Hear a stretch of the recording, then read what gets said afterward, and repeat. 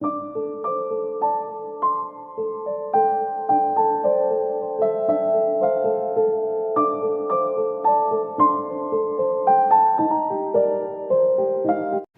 दोस्तों, नमस्कार। मेरा नाम है विजेंद्र और आप देख रहे हैं डिजिटल उत्तराखंड।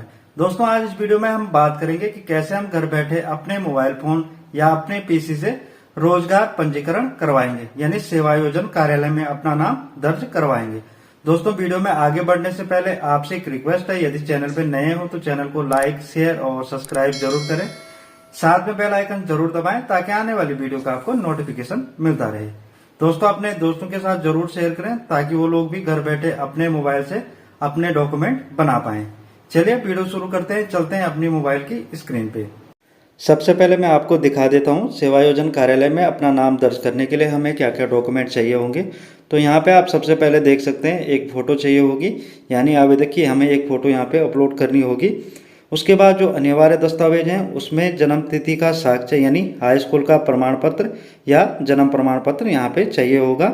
उसके बाद अस्थायी निवास प्रमाण पत्र तहसील द्वारा जो बनता है, और उसके बाद उच्चतम योग्यता अंक पत्र। तो जो आपका उच्चतम अंक योग्यता पत्र होगा वो आपने यहाँ पे डालना है।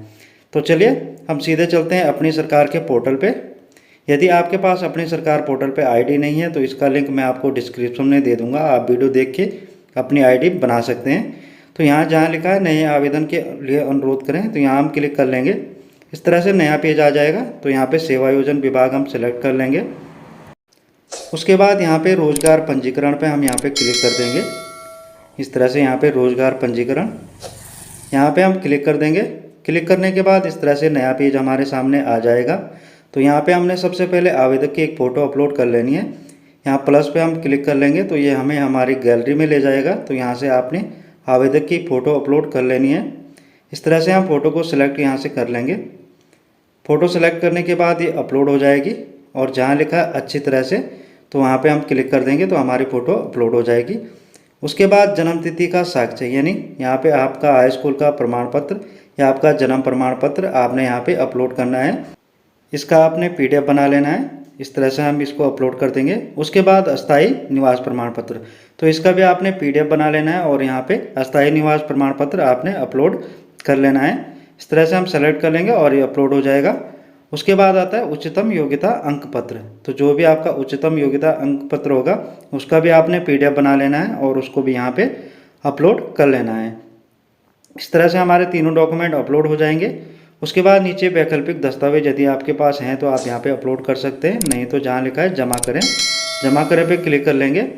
उसके बाद इस तरह से नया पेज आ जाएगा। तो यहाँ पे सबसे पहले आएगा आवेदक का नाम, यहाँ श्री श्रीमती कुमारी जो भी हो वो आपने सेलेक्ट कर लेना है। उसके बाद पिता का नाम यहाँ पे आ जाएगा, यहाँ पे भी आपने श्री श्रीमती कुमारी जो भी है वो आपने डाल देना है। उसके बाद नीचे आ जाएंगे तो यहाँ पे आ जाएगा माता का नाम। उसके बाद नीचे आ जाएंगे यहाँ पे, तो यहाँ पे आपकी ईमेल आईडी आ जाएगी। यहाँ पे आपने अपनी ईमेल आईडी डाल देनी है। उसके बाद जेंडर यहाँ से आपने सेलेक्ट कर लेना है, स्त्री पुरुष।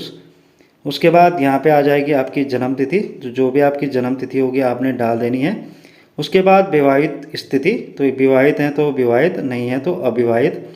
उसके बाद जन्म तिथि का प्रमाण, तो यहाँ पे जो भी आपने डाला है, जैसे हाई स्कूल डाला है तो हाई स्कूल डाल देंगे, या जन्म प्रमाण पत्र डाला है वो आपने डाल देना है। उसके बाद आधार नंबर यहाँ पे आ जाएगा। उसके बाद यदि शादी हो रखी है तो यहाँ पे पति या पत्नी का नाम आ जाएगा, नहीं है तो या इसको छोड़ सकते हैं। उसके बाद यहाँ पे जाति आ जाएगी, तो जो भी आपकी जाति है वो आपने सेलेक्ट कर लेनी है। उसके बाद यहाँ से धर्म भी आपने सेलेक्ट कर लेना है इस तरह से। उसके बाद नीचे आ जाएंगे सेवायोजन कार्यालय, तो जो भी आपका सेवायोजन कार्यालय होगा तो आपने यहाँ से सेलेक्ट कर लेना है। इस तरह से सेवायोजन कार्यालय की लिस्ट आ जाएगी, तो जो भी आपका कार्यालय होगा वो आप यहाँ से सेलेक्ट कर लेंगे। उसके बाद यहाँ पे आवेदक का मोबाइल नंबर आ जाएगा, जो भी आवेदक का मोबाइल नंबर होगा वो आपने यहाँ पे डाल देना है। इस तरह से मोबाइल नंबर डाल देंगे। उसके बाद आता है साक्षरता स्तर, तो यहाँ पे आपने साक्षर कर लेना है इस तरह से। उसके बाद आता है भाषा, तो जो भी आपकी लैंग्वेज है आपने यहाँ पे लैंग्वेज अपनी सेलेक्ट कर लेनी है। उसके बाद अनुभव है तो हाँ, नहीं है तो नहीं कर देंगे यहाँ पे। उसके बाद विकलांग यदि हैं तो हाँ, और नहीं है तो नहीं आ जाएगा यहाँ पे। उसके बाद पूर्व सैनिक है तो हाँ कर देंगे, नहीं है तो ना आ जाएगा। उसके बाद स्वेच्छा में यहाँ पे हम हाँ कर लेंगे। इस तरह से स्वेच्छा पे सेलेक्ट कर लेंगे और इसको हाँ करेंगे। कैरियर परामर्श, यदि आप चाहते हैं आपको परामर्श मिले तो हाँ, नहीं है तो ना। उसके बाद शहरी क्षेत्र या ग्रामीण क्षेत्र, जो भी आपका क्षेत्र होगा आपने डाल देना है। उसके बाद आता है पत्र व्यवहार पता। तो यहाँ पे सबसे पहले आपका ज़िला आ जाएगा, उसके बाद आपकी तहसील आ जाएगी, उसके बाद आपका ब्लॉक आ जाएगा और उसके बाद आपका ग्राम और उसके साथ ही आपका पिन कोड यहाँ पे आ जाएगा। उसके बाद यहाँ पे पता आपने पूरा लिख लेना है, जैसे ग्राम, पोस्ट ऑफिस, तहसील और ज़िला। तो जो भी आपका पता होगा वो आपने इस तरह से कंप्लीट यहाँ पे लिख लेना है। उसके बाद नीचे आता है अस्थाई पता। तो अस्थाई पता आप चाहें तो इसी को रहने दे सकते हैं या इसको आप चेंज कर सकते हैं। यदि आप दूसरा रखना चाहते हैं तो इस पे यहाँ पे क्लिक कर लेंगे और यहाँ पे सबसे पहले आपका ज़िला आ जाएगा, उसके बाद आपकी तहसील। यदि आप सेम रखना चाहेंगे तो यहाँ पे हम चेक बॉक्स पे क्लिक कर लेंगे तो हमारा जो पता है वो सेम हो जाएगा। इस तरह से ये सेम हो चुका है। उसके बाद नीचे आ जाएंगे राज्य निवास प्रमाण पत्र के लिए संबंध में जानकारी। तो यहाँ पे हम सबसे पहले स्थानीय पता हेतु पहचान पत्र जो भी आप डालना चाहते हैं, जैसे आवंटन पत्र हो गया, वोटर आईडी कार्ड हो गया, राशन पत्रिका हो गया, तो यदि आपके पास इनमें से कोई है तो आप डाल सकते हैं। डालने के बाद नीचे इसका नंबर भी आपको यहाँ पे डालना पड़ेगा। जो भी आपने पहचान पत्र डाला है उसका पहचान पत्र संख्या यहाँ पे डालना है। यदि नहीं है तो आप इसको छोड़ सकते हैं। इस तरह से हम इसको छोड़ देंगे। उसके बाद नीचे आता है अस्थायी निवास प्रमाण पत्र संख्या। तो यहाँ पे आपने अपने अस्थायी निवास प्रमाण पत्र की संख्या यहाँ पे डाल देनी है, जो भी आपके अस्थायी निवास प्रमाण पत्र पे संख्या होगी। इस तरह से मैं आपको दिखा देता हूँ कहाँ पे आपको ये प्रमाण पत्र संख्या मिलेगी। यहाँ पे आप देख सकते हैं आपका जो अस्थायी निवास प्रमाण पत्र होगा, तो यहाँ पे आपको आपके प्रमाण पत्र की संख्या मिल जाएगी और यहीं पे आपको तारीख भी मिल जाएगी। तो ऊपर हम यहाँ पे प्रमाण पत्र संख्या डाल देंगे, उसके बाद प्रमाण पत्र की तारीख यानी जारी तिथि जो भी होगी वो हम यहाँ पे डाल देंगे। उसके बाद जिस भी ज़िले से आपको ये निर्गत हुआ है और जिस भी तहसील से हुआ है, उसके बाद यहाँ पे सहेजे कर लेंगे और आगे पे हम यहाँ पे क्लिक कर लेंगे। क्लिक करने के बाद इस तरह से नया पेज आ जाएगा। तो यहाँ पे हमने स्टडी अपनी डाल देनी है, शैक्षिक योग्यता। तो सबसे पहले जो भी आपने पास किया है वो आप यहाँ से सेलेक्ट कर लेंगे, जैसे हाई स्कूल, तो उत्तीर्ण परीक्षा में यहाँ पे आप डाल देंगे। उसके बाद उत्तीर्ण वर्ष, जिस भी साल आपने पास किया है वो आप यहाँ पे अपने सर्टिफिकेट पे यहाँ पे देख सकते हैं, जिस भी तारीख को और जिस भी साल को आपने पास किया है तो वो आपने यहाँ पे डाल देना है। उसके बाद आता है प्रमाण पत्र संख्या। तो आपने अपने सर्टिफिकेट की प्रमाण पत्र संख्या यहाँ पे डाल देनी है। इस तरह से आपने सर्टिफिकेट पर आप देख लेंगे तो ये प्रमाण पत्र संख्या आपको मिल जाएगी, ये आपने यहाँ पे डाल देनी है। इस तरह से हम डाल देंगे प्रमाण पत्र संख्या। उसके बाद आता है श्रेणी। तो श्रेणी जो भी आपने श्रेणी ली है, प्रथम, द्वितीय, तृतीय, उसके बाद प्रतिशत में था या ग्रेड में, तो आपने यहाँ पे डाल देना है। प्रतिशत होगा तो प्रतिशत, ग्रेड होगा तो ग्रेड। तो प्रतिशत जितने भी आपने लिए हैं वो आपने यहाँ पे डाल देने हैं। उसके बाद जो पठित विषय आपके होंगे वो आपने सारे विषय यहाँ पे लिख लेने हैं, जैसे हिंदी, जो भी आपके सब्जेक्ट रहे होंगे वो आपने यहाँ पे सारे सेलेक्ट कर लेने हैं। हाई स्कूल में जो भी आपके सब्जेक्ट होंगे, उसके बाद ये सारे सब्जेक्ट सेलेक्ट होने के बाद विशेषता आप यहाँ पे डाल सकते हैं, जो भी आप में विशेषता है। तो मैं यहाँ पे स्पोर्ट डाल देता हूँ, यानी खेल डाल देता हूँ। उसके बाद यहाँ पे शैक्षिक योग्यता जोड़ें, इस पर क्लिक करेंगे तो ये हमारे शैक्षिक योग्यता यहाँ पे जुड़ चुकी है।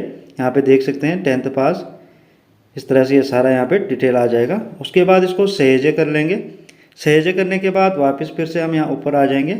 यहाँ पे फिर हम दूसरी क्लास जो भी आपके पास डिग्री है वो आप यहाँ पे सेलेक्ट कर लेंगे।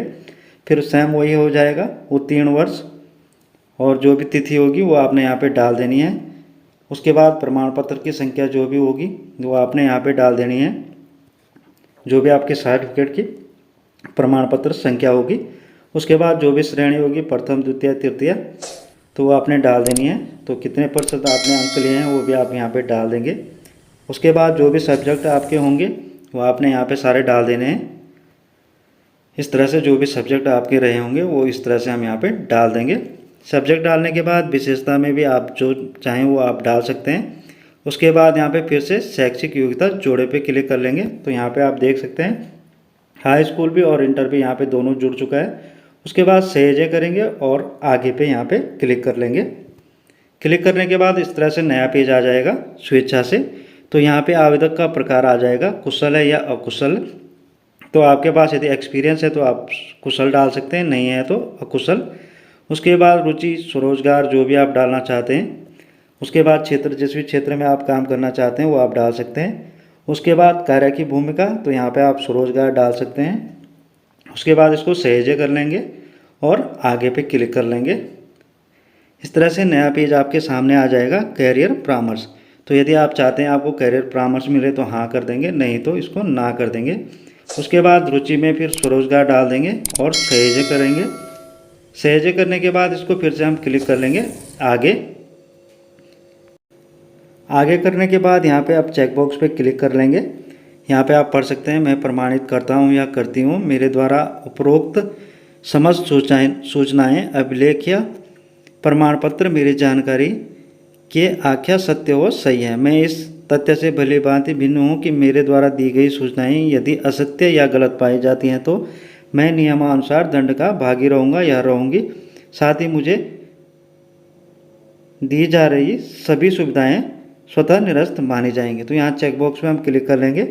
उसके बाद मैं अपनी सूचनाओं को नियोक्ता के साथ साझा करना चाहता हूँ। यदि आप चाहते हैं हाँ तो हाँ कर लेंगे, नहीं तो ना।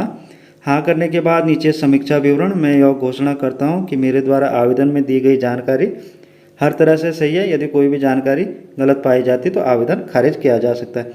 यहाँ भी चेक बॉक्स पे हम क्लिक कर लेंगे और उसके बाद सहेजे कर लेंगे और भुगतान करें और जमा करें पे यहाँ पे हम क्लिक कर लेंगे।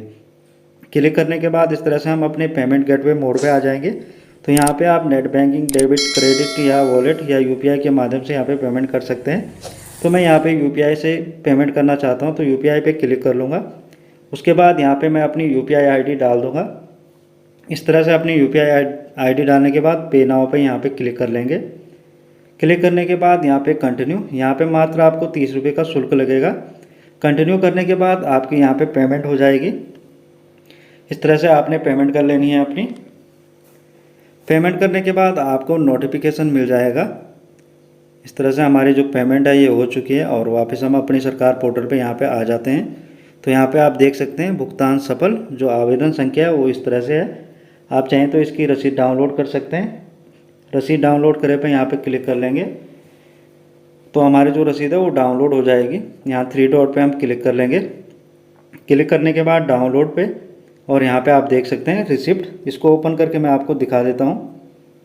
इस तरह से हम इसको ओपन कर लेंगे तो यहाँ पे आप देख सकते हैं जो मेरी रसीद है वो मुझे प्राप्त हो चुकी है।